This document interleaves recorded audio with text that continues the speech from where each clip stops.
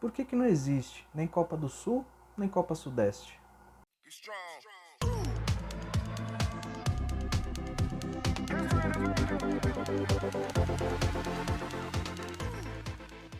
Sejam muito bem-vindos, Marco falando. Hoje a gente vai falar de um tema que é bastante recorrente, que são as Copas regionais, um pouquinho da história de algumas delas, por que existem algumas, não existem outras. Então já te convido a dar um like, se inscrever no canal, divulgar para os seus amigos e vamos lá. Bem, a verdade é que essa história de Copa regional, ela não é nem um pouco nova, assim, já houveram diversas tentativas de fazerem Copas ou do Sul ou do Sudeste, ou das demais regiões do Brasil, ou entre dois estados ou mais, mas sempre acaba esbarrando em alguma questão ou financeira ou de calendário. A gente vai ver aqui alguns exemplos. Começando pela Copa Sul. A Copa Sul, como o nome diz, é para os times dos 3 estados do Sul, Rio Grande do Sul, Santa Catarina e Paraná. Ela foi criada em 99, mas acabou não prosperando. Teve apenas uma edição, que foi a de abertura, em 1999. E ela servia na época para dar vaga para a extinta Copa Comebol, que em outro vídeo a gente pode detalhar mais sobre o que foi a Copa Comebol. E aí depois disso, a partir do ano 2000 até 2002, os clubes do Sul se juntaram com os clubes de Minas e fizeram a Copa Sul Minas. E a principal justificativa assim, para se juntar e fazer essa Copa era justamente o descontentamento tanto com a parte de calendário da CBF, dos campeonatos estaduais, quanto também a parte de receita, que eles acharam, ali no entender deles, que era uma receita baixa.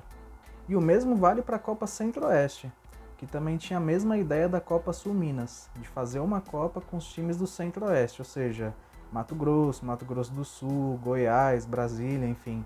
E aí acabou se juntando com Minas Gerais e com o Sul para tentar fazer, mas acabou não prosperando.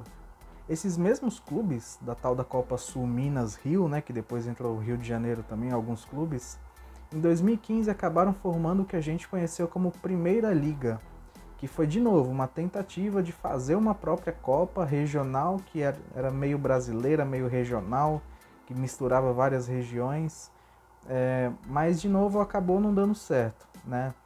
Nesse caso, a Primeira Liga teve só 2 edições, ali em 2016 e 2017, sendo que em 2016 o Fluminense ganhou, em 2017 o Londrina ganhou. E já em 2019 foi anunciado o fim da Primeira Liga, não durou. Principalmente pelo motivo que eu comentei mais cedo, que não tem data, essa que é a grande verdade. O calendário brasileiro, do futebol brasileiro, ele é bastante bagunçado e cheio de jogos, por exemplo, no Campeonato Estadual. O Campeonato Estadual começa ali em janeiro, mais ou menos, final de janeiro, e vem até agora maio. Então, e jogo ali, são 12 jogos da primeira fase, para quem passar tem os jogos de mata-mata ainda, então vai aí mais uns, 16, 17 jogos só de Campeonato Paulista. Então é muito jogo, é muita data, para você ter ideia, né? Então não tinha como encaixar a Primeira Liga nesse calendário todo. Muito bem, agora você conhece algumas Copas que não deram certo, mas vamos conhecer as que deram certo. A começar pela Copa do Nordeste. A Copa do Nordeste hoje é a maior Copa regional do Brasil, assim, sem sombra de dúvida. Ela é bem longínqua, assim, ela começou lá em 93, aí teve alguns espaçamentos, né? E aí depois disso, a CBF pegou a organização dela. Então de 97 a 2003 foi organizada pela CBF. Entre 2004 e 2012, basicamente todas as edições foram canceladas, exceto a de 2010. E aí depois disso é que começou a ter mais constância. Tanto é que entre 2014 e 2016 o campeão ia para a Copa Sul-Americana. Depois disso foi retirado esse bônus e o campeão passou a ir direto para as oitavas de final da Copa do Brasil. Aí mais recentemente, de 2020 para cá, ou seja, do ano passado para cá, o campeão na verdade agora vai para a terceira fase da Copa do Brasil. Né? Então teve umas mudanças aí de bônus, digamos assim. Recentemente teve a final da Copa do Nordeste 2021, onde o Bahia ganhou do Ceará. Até por isso que você está vendo aqui a bandeira do Bahia, para fazer essa homenagem aí, que foi um grande jogo. Me impressionou assim bastante a organização, principalmente da final. Eles fizeram um show do Barões da Pisadinha antes do jogo. Além disso, a bola entrou com drone, teve toda a envelopagem do estádio mesmo, com o final 2021. Foi um negócio assim de encher os olhos mesmo. E cada vez mais a Copa do Nordeste vem atraindo, você percebe pelos números, cada vez mais aumentando número de audiência, número de receita, número de patrocínios. Então, isso mostra que, primeiro, tem muito clube tradicional no Nordeste, ou seja, tem muita gente interessada, o que é muito curioso, né? Eu mesmo me pergunto muito por que a gente não teve ainda um clube do Nordeste campeão da Libertadores, né?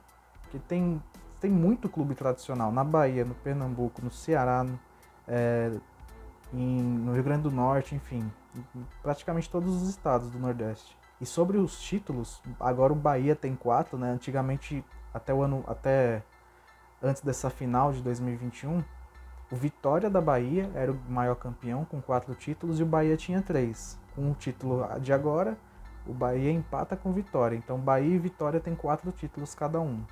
Depois vem o Sport do Recife com 3, Ceará com 2, depois vem América de Natal, Campinense, Santa Cruz, Sampaio Correia e Fortaleza. Todos esses com um título ganho. E aí quando a gente olha por estado, aí é uma lavada da Bahia, né? Juntar ali Bahia e Vitória são 8 títulos do estado da Bahia. Depois o segundo lugar o Pernambuco com 4 títulos e depois o estado do Ceará com 3. E como que são dadas as vagas, né, para a Copa do Nordeste?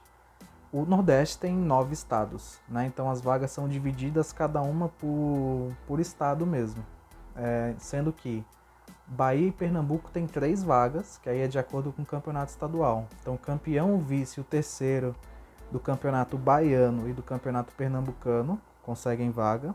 E aí campeão e vice dos outros 7 estados conseguem vaga também. O nosso outro exemplo de Copa que tem se mantido, né? Ou que pelo menos tem uma longevidade, uma continuidade, né? A Copa Verde. O que é a Copa Verde? Lembra que eu citei Copa Sul, Minas, Rio, enfim. Em 2014 a CBF entrou com essa ideia de criar a Copa Verde justamente, e esse nome justamente para homenagear essa parte do norte do Brasil, né? Que tem a Amazônia, que tem ali o Pantanal. Então basicamente são os estados do norte do Brasil, do centro-oeste e o Espírito Santo. Aí você pensa, mas o Espírito Santo é do Sudeste. Por que ele está competindo? É porque os clubes do Espírito Santo tem alguns tradicionais, mas você não tem, por exemplo, se você for comparar com os outros estados do Sudeste, Minas, São Paulo e Rio, os clubes do Espírito Santo acabam não conseguindo competir, né? Então, como eles já participavam lá da Copa Sul Minas Rio, eles também foram convidados, obviamente, para participar da Copa Verde. E a Copa Verde vem acontecendo aí desde 2014 até agora 2021. Sendo que nessa edição de 2021 ainda não aconteceu, né? Eu estou gravando esse vídeo aqui em maio de 2021.